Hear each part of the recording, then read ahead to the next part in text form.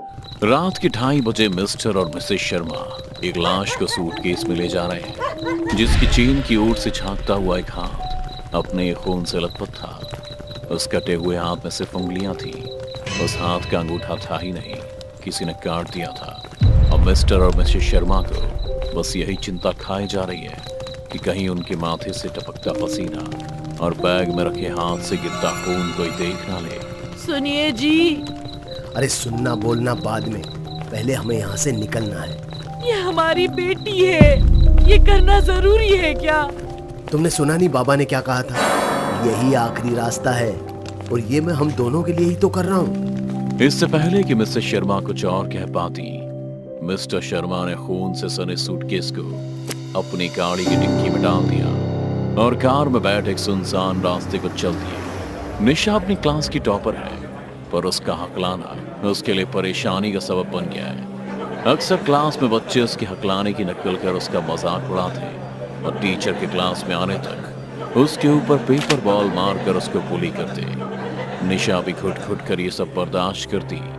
अपनी उम्र के बच्चों के इस तरह के बर्ताव ने उसे अकेला कर दिया था। निशा, टाइम क्या हुआ? निशा की क्लास में एक लड़का और था जो उसी की तरह हकलाता था, रेहान। निशा की हालत देख उसे भी हमदर्दी होने लगी थी। रेहान ने कई बार सोचा भी कि वो निशा से जाकर बात करे, पर उसे इस बात का भी डर था कि कहीं बच्चे निशा को छोड़ उसका मजाक न उड़ाने लग जाएं। फिर भी खुद में हिम्मत भर उसने कई बार निशा से बात करने की कोशिश भी की, पर हमेशा आखिरी वक्त पर रुक गया। किस्मत से रेहान निशा का पड़ोसी भी था, जो हमेशा अपनी खिड़की से निशा को निहारता रहता था।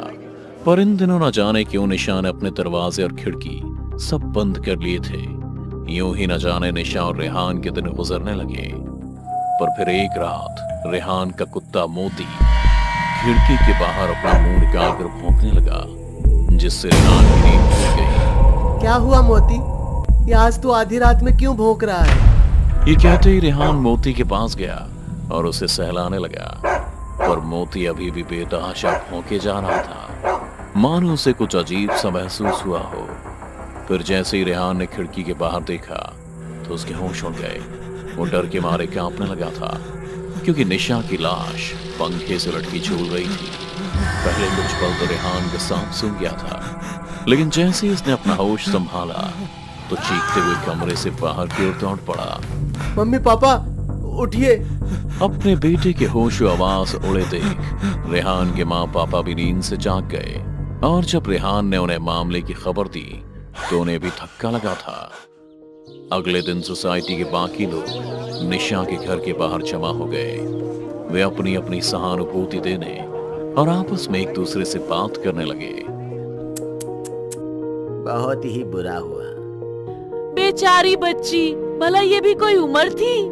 पड़ोसी निशा की लाश देख ये सब बोल ही रहे थे। कितने में निशा के माता पिता अपने घर से बाहर आए। उनके हाथ में कागज भी था, जिसे दबाए उन्होंने पड़ोसियों से कहा, अब क्या लेने आए हैं आप लोग? हमसे हमारा सब तो छीन लिया, अब क्या ही बचा है? हम तो आप लोगों का दुख बांटने आए थे, और आप लोग? ये निशा का सुसाइड नोट है। सॉरी मम्मी पापा, मुझे ये कदम उठाना पड़ रहा है, पर मैं क्या करूं? स्कूल में बच्चे मेरा मजाक उड़ाते हैं और अपने साथ खिलाते भी नहीं। इस अकेलेपन से दम घुटता है। इससे पहले मेरा और दम घुटे मैं मर जाना चाहती हूँ। ये नहीं, मर्डर है, और मेरी बेटी को आपके बच्चों ने मारा है। बस नहीं चाहिए आपके झूठे दिलासे। चले जाइए और छोड़ दीजिए हमें हमारे हाल पर। भलाई का तो जमाना ही नहीं रहा। और इतना कहकर चले गए। रेहान जो अपने घर के गेट से ये सब खड़ा होकर देख रहा था कि अचानक उसके कानों में निशा की आवाज गूंजी। रेहान, तुम मुझे बचा सकते थे। रेहान ने डरते हुए जब आसपास देखा तो वहां कोई भी नहीं था। फिर खुद ही से अपना वहम मान वो वापस घर में चला गया। रोज की तरह रेहान उस रात भी निशा की खिड़की की तरफ देख रहा था, क्योंकि निशा की मौत रेहान को अंदर ही अंदर से खाई जा रही थी। जैसे कि उसकी गलती का नतीजा हो, वो अब दिन भर बस अपनी खिड़की के पास बैठा रहता और निशा के घर को निहारता रहता। ये सब रोक सकता था मैं, काश उसी दिन थोड़ी हिम्मत कर लेता। एक रात जब रेहान अपना होमवर्क कर रहा था, तब एक हल्की सी हवा से उसके रजिस्टर के पेपर उड़ने लगे। जैसे वो ये देखने के लिए उसकी नजर उठी, उसका ध्यान शीशे पर पड़ा जिसमें निशा और उसकी वही बेजा आंखें थीं जो उस रात उसने देखी थी।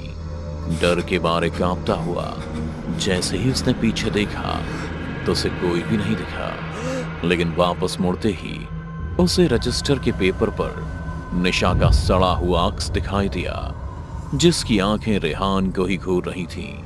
वो छटपटाता हुआ कमरे के कोने में जा खड़ा हुआ और रोने लगा, पर इससे पहले वो इस सदमे से उभर पाता, उसकी नजर निशा की खिड़की पर पड़ी, जिस पर आग की लपटों से बनी हुई एक परछाई दिखी।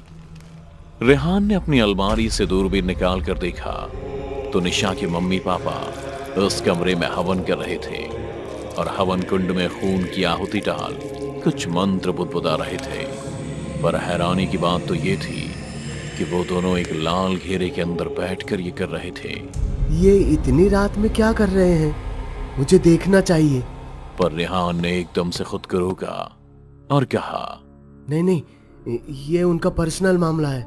ये कहता हुआ रेहान सोने चला गया। रात अभी काली हुई ही थी कि अचानक ही निशा की चीख एक बार फिर से उसके कानों में गूंजी, जिससे उसका खून सूखने को हो गया था।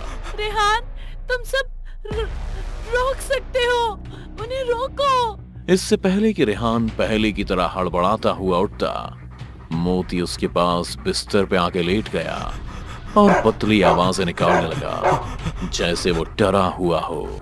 मुझे भी डर लग रहा है मोती, तुम मेरे साथ ही सो जाओ। हम साथ रहेंगे तो किसी को कुछ नहीं होगा। मोती और रेहान ने नींद न आते हुए भी अपनी आंखें बंद कर ली।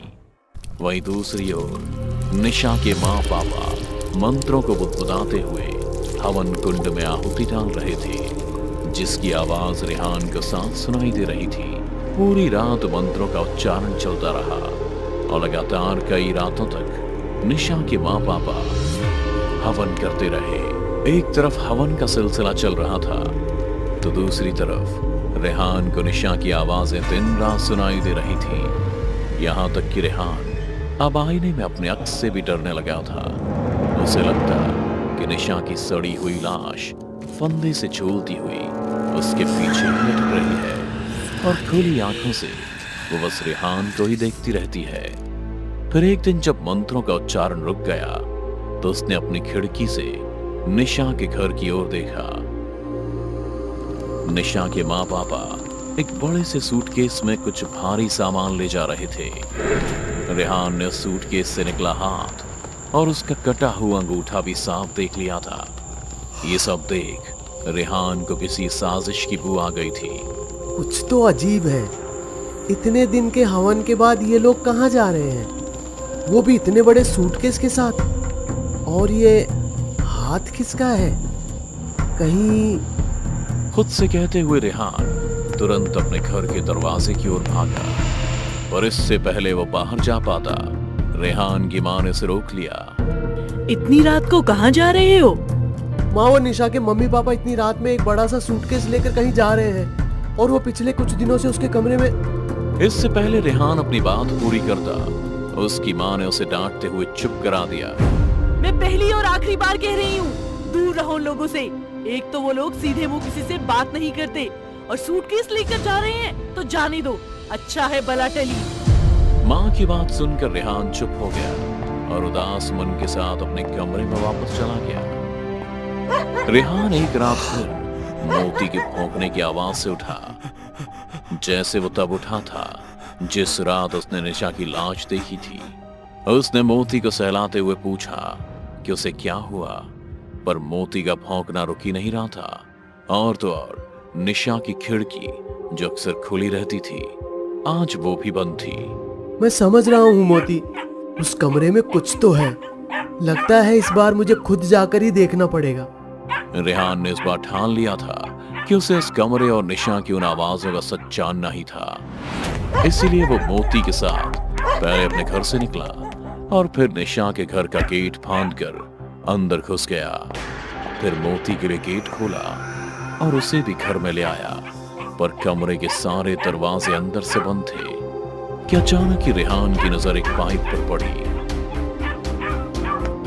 जो निशा की खिड़की के बराबर से निकलते हुए छत पर जाती थी। अगर मैं इस पाइप से चढ़कर खिड़की तक पहुंच जाऊं तो मैं खिड़की खोलकर अंदर जा सकता हूं। रेहान जैसे ही पाइप पर चढ़कर घर में घुसा तो उसे वो दिखा जो वह सपने में भी नहीं सोच सकता था।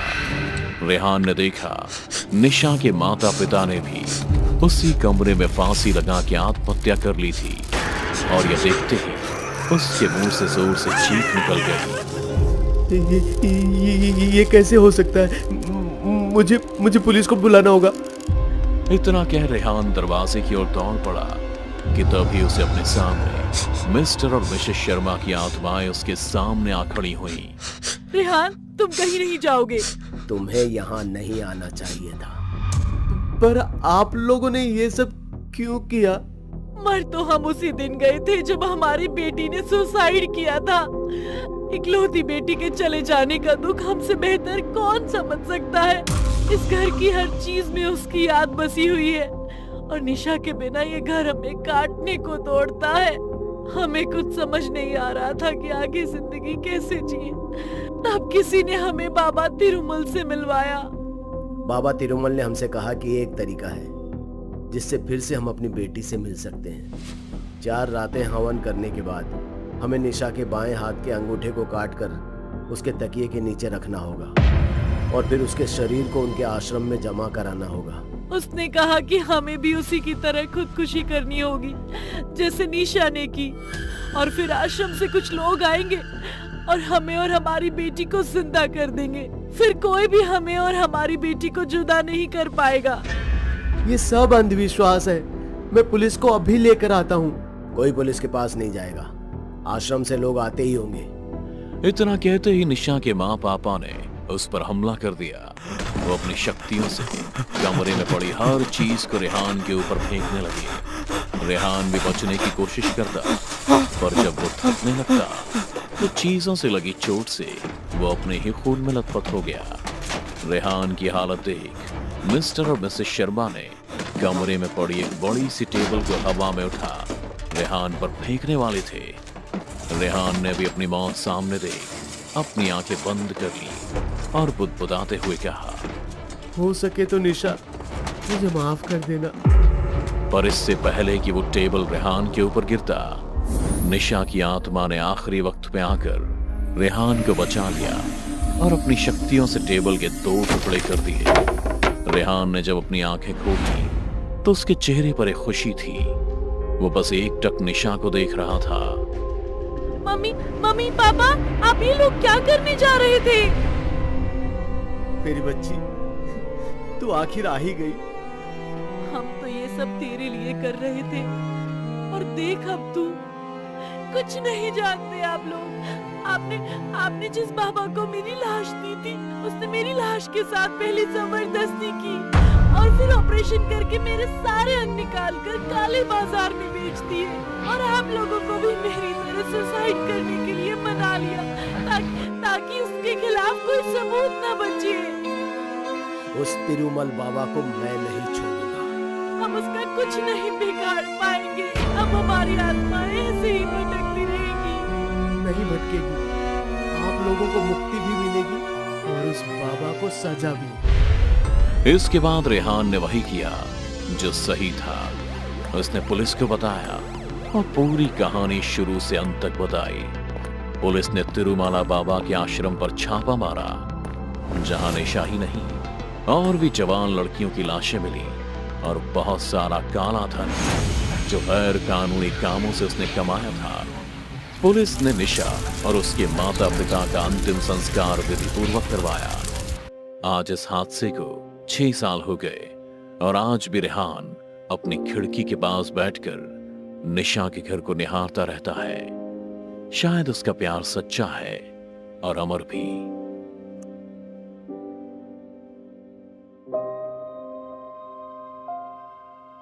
दोस्तों, अगर आपको हमारी कहानी अच्छी लगी हो तो लाइक, कमेंट और शेयर जरूर करें। साथ ही रेगुलर अपडेट के लिए चैनल को सब्सक्राइब करें। और अगर आपके पास भी कोई डर से भरी दमदार कहानी है तो भेजिए हमारे मेल एड्रेस पर अभी।